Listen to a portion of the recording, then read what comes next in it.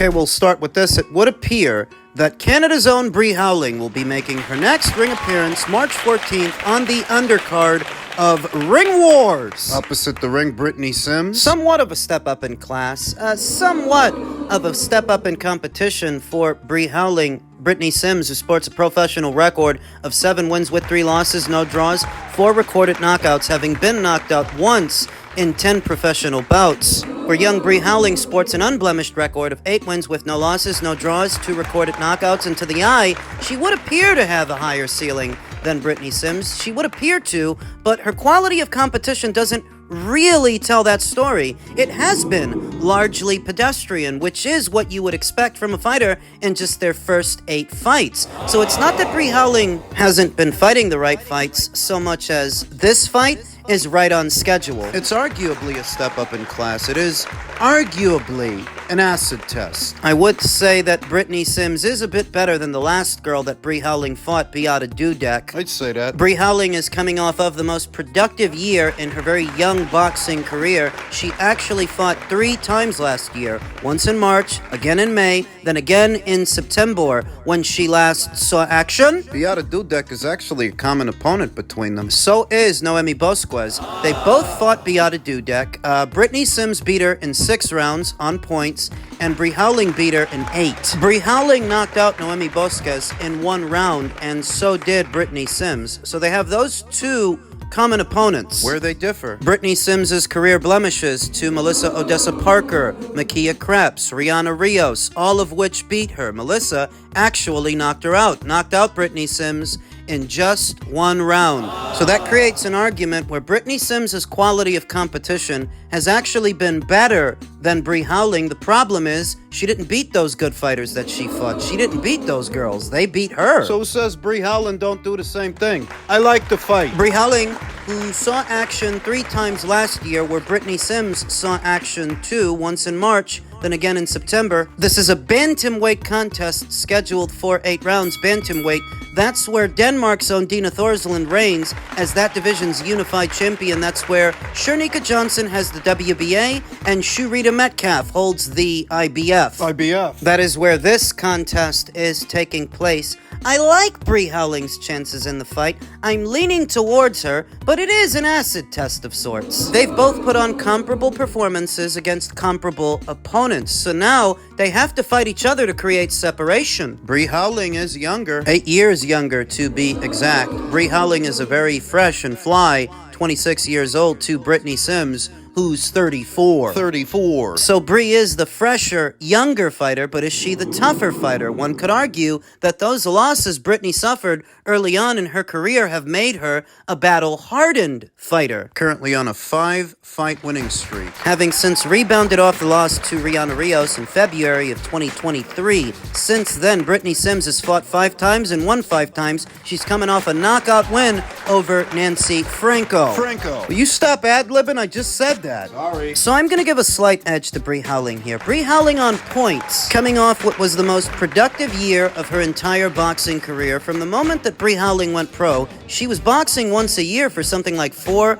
or 5 years. Last year was the first time she managed to fight 3 times in a single calendar year, and I think that momentum, that added activity, has helped to make her an even sharper, better, more cunning fighter. I'm gonna go with Bree. Bree Howling on points is the pick. Look for this in March. And junior middleweight news, former champion Israel Madrimov is confident he'll end Virgil Ortiz' unbeaten run. Israel Madrimov predicts that he will end the unbeaten streak of Virgil Ortiz, 22-0 with 21 KOs, when he challenges him for his WBC interim junior middleweight title in 16 days on February 22nd at the Kingdom Arena in Riyadh, Saudi Arabia. Madrimov, 10-1 with 1 draw, 7 knockouts, is coming off a close defeat against Terence Crawford last August, and he's not going to make the same mistakes in that fight when he takes on Ortiz this month on Turkey El El Sheikh's loaded Riyadh season show. The Crawford lesson, the Crawford match, was very winnable for little Triple G Madrimov. However, he gave away the victory by not going all out in rounds 10 through 12, letting his hands go against the aging, weaker, smaller Omaha native. That's in the author's opinion. I don't agree with most of that. If Crawford were the weaker guy, then Madrimov would have went all out. If he didn't go all out, it's because Crawford gave him something to think about. That fight showed that Madrimov needs to adapt and veer away from the amateur point-scoring style he used to accumulate over 300 fights. Virgil Ortiz will follow the Crawford blueprint against Madrimov by outworking him with volume. Yeah, see, I don't agree with that either, because that's not what Crawford did.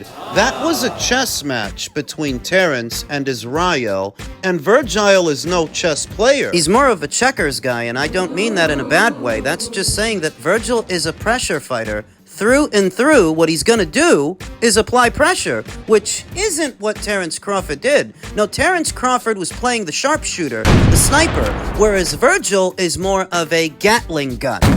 He's a pressure fighter, a volume puncher, whose sweet spot is mid-range to inside. And I don't think that all of a sudden he's gonna change that to quote-unquote follow Crawford's blueprint. They're very different fighters, Virgil and Terence. And thus I don't agree with the author's assessment of the fight. I don't think most people that took that fight in were actually familiar with Israel Madrimov, but I've seen a number of his fights. I've seen him for a number of years, and I could see how Terence Crawford's quick counters and sharpshooting were affecting him, that Israel was giving him a lot of respect that he didn't give the guys before him. Which probably went over a lot of people's heads because they hadn't seen him before. To notice that he's not trying for as many punches as he usually does, and he was actually being quite cautious and careful because Terence was catching him too. Terence was giving him something to think about, i.e., Terence kept him honest. Well, Virgil. Terence Crawford is more of a scalpel,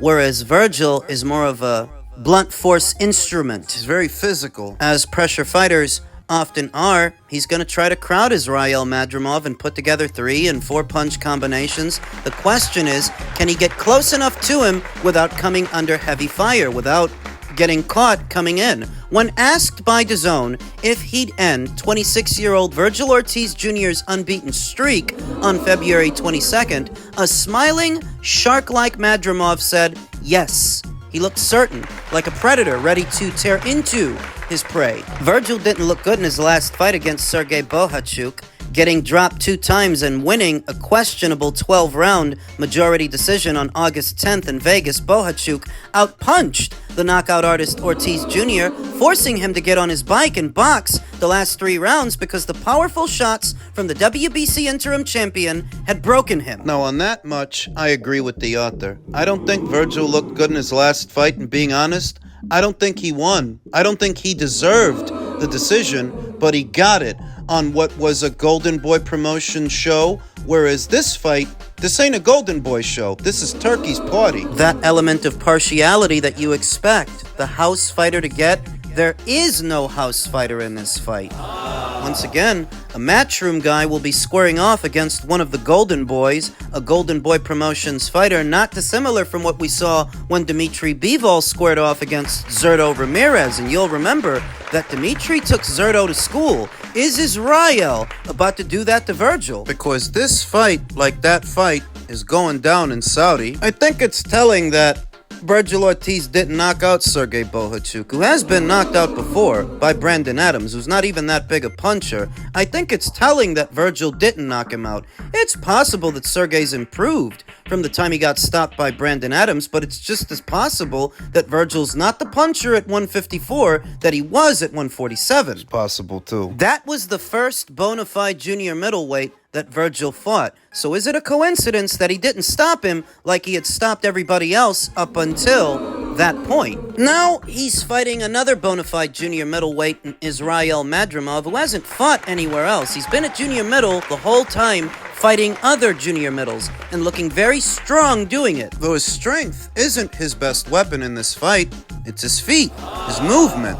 That Soviet style. That pendulum step is what makes him tricky to an advancing opponent who wants to just bust through the front door, rush him. He can take a half step back, then step back in, counter, and catch him with something hard. Could he do that to Virgil? Been caught before. He got caught 2 times by Bohachuk. Dropped 2 times. Who says Israel can't do the same thing? It's a very good fight. Though with this fight, like the one we saw this past Saturday between David Morrell and David Benavidez, my hang-up is that one of these guys really ain't got a lot of fights, so he ain't got a lot of experience. And that's Israel Madrimov, who has a grand total of just 12 fights, one of which he lost. The one he just had this past August. It's tough to call because Israel Madrimov is very much a well-schooled boxer, arguably more well-schooled than Virgil Ortiz, but Virgil has that much more pro experience than Israel, and this is the pros, not the amateurs. But at the same time, it's not like Virgil looked good in his last fight. He didn't. As you can see, I'm going back and forth on this one because it's that good a fight, which makes it harder to call. Bitch. Now, one element about this fight that I really like, irrespective of who I pick to win and who actually wins, is no matter who wins, they're WBC interim champion. And I expect the winner of this fight, whether it's Virgil or Israel, to go after Sebastian Fundoria. Do it! Whether it's Golden Boy Promotions putting pressure on the WBC or Matchroom putting pressure on the WBC on behalf of their respective fighter, whoever ends up winning this fight, I expect that Sebastian, who's had close to a year's time with the green belt without having to satisfy a mandatory, will have to this one. You know, it's almost been a year since he won that belt from Tim Tszyu, just 1 month shy of a year. After so many months, those belts not being in circulation, and foiled plans to face Errol Spence Jr. in his next fight, who he shouldn't have been looking at anyway. He got beaten half to death. Everybody saw that. To now end up facing an unheralded Cordell Booker, who no one was asking him to fight, I expect that shortly, Sebastian Fundora will find himself under pressure, whether it's pressure from Matchroom or pressure from Golden Boy. I expect the winner of this fight to go after him, and he'll have one of 2 things he can do. He can either give up the belt to avoid the fight, or do what he's got to do to keep it. I like either scenario. He's got a decision to make. Is he still a real boxer, or has he switched over to the other side? And I can't, who am I to criticize him? At the end of the day, he's got a Hall of Fame legacy career in boxing already. But I don't think he can do both. It's either got to be Jake Paul or it's got to be Terence Crawford. And I think Uncle Turkey has made that evidently clear by going, you think you're going to outsmart me? You think you're going to ruin my show by doing that exhibition first? No. That's not the way I play. Boom. It's over. The good boys at Fight Disciples are starting to wonder if Canelo Alvarez is even a real boxer anymore. At the first sight of a potential Jake Paul fight, circus fight, novelty act, that's what it is. They acknowledge that Canelo already has a Hall of Fame career. In many ways, he completed boxing, a champion at 4 weights, undisputed in 1. He's made vast sums of cash. He's worth a lot of money that if he left the sport right now, he would be leaving with so much more than he came to it with, and he came into it with. But is he not a serious boxer anymore because of this endeavor, this excursion? Is he leaving the sport in a state of disrepute? On the heels of the Terence Crawford fight's collapse, a sobering take from Stephen Kimothy, veteran boxing scribe, who said, "If I'm Terence Crawford and I'm not fighting till September, the last thing I want Canelo to do is to actually face a guy that might kill my own payday." Evander Holyfield being ringside for Tyson versus Douglas comes to mind. The purists may hate Canelo versus Jake Paul, but from Crawford's perspective, this isn't a terrible thing at all. It's not. Is Canelo Alvarez under threat of losing to Jake Paul You know the answer. Where Tyson versus Douglas came to mind for Steve when he thought about all of this, what comes to my mind is Wilder versus Parker. Anthony Joshua squared off against Otto Wallin. Deontay Wilder squared off against Joseph Parker, and they were supposed to fight each other, finally fight each other, so long as they held up their end of the bargain. But Wilder didn't, and that fight once again fell apart. So on the eve of what could be Canelo versus Jake Paul, there's still enough time, plenty of time between now and September for Canelo and Crawford and Turkey to make amends wherever they need to make amends. If he fights Jake Paul in the interim, that doesn't kill the Crawford fight. If anything, it keeps it alive. Because imagine if he were fighting a credible threat in May. Well, that's not Jake. But it's not a victimless crime.